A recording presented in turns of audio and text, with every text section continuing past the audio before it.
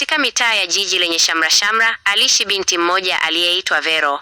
Vero alikuwa kioo cha urembo wa asili wa mwanamke wa Kiafrika. Ngozi yake ya rangi ya kochi na tabasamu lake lililojaa unyenyekevu lilimfanya kila mtu ageuke kumtazama.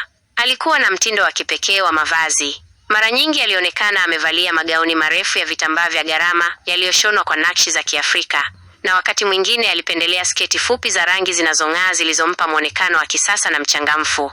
Siku zote nywele zake zilikuwa zimefungwa vizuri katikati ya kichwa chake, mtindo uliodhihirisha vyema sura yake yenye mvuto.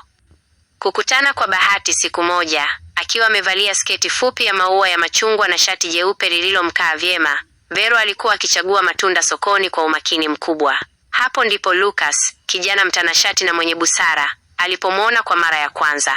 Lucas alivutiwa si tu na urembo wake, bali na jinsi alivyobeba haiba yake kwa kujiamini. Alimkaribia, na mazungumzo yao ya kwanza yalianza kama upepo mwanana wa bahari, polepole, lakini yenye nguvu ya kutikisa mioyo yao. Mchipuko wa hisia kadiri siku zilivyosonga, urafiki wao ulistawi na kuwa mapenzi mazito.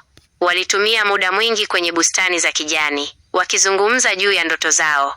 Vero alipenda kuvaa magauni yake marefu ya zambarau na dhahabu katika miadi yao, akionekana kama malkia wa kweli. Lucas alijikuta akizama zaidi kwenye lindi la mapenzi kila alipomwona Vero akicheka. Walifurahia chakula cha jioni katika migahawa ya kitamaduni, wakishiriki hadithi za maisha yao huku Vero akiwa amependeza katika sketi fupi za bluu na nyekundu.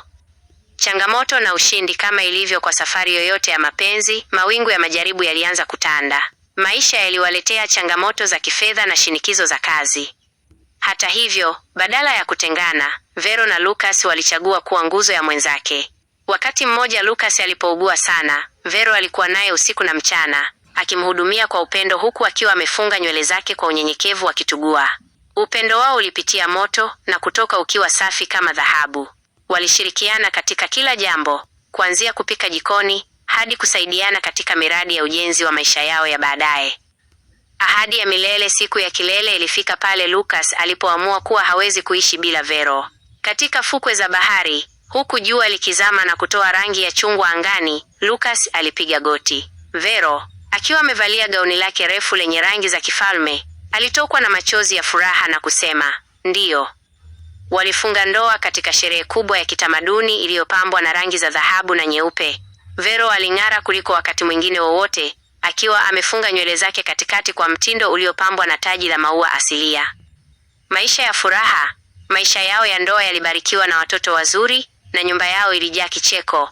Vero aliendelea kuwa mwanamke yule yule mrembo, akivaa magauni yake marefu ya vitambaa huku akicheza na watoto wake bustanini. Pamoja na Lucas, walizeeka kwa neema, wakishikana mikono kila jioni na kukumbuka safari yao ndefu iliyojaa mapenzi, uaminifu na uzuri wa asili. Mapenzi yao yakawa hadithi ya kusisimua kwa vizazi vilivyofuata, ikithibitisha kuwa uzuri wa kweli huanzia ndani na hukua kwa upendo wa dhati.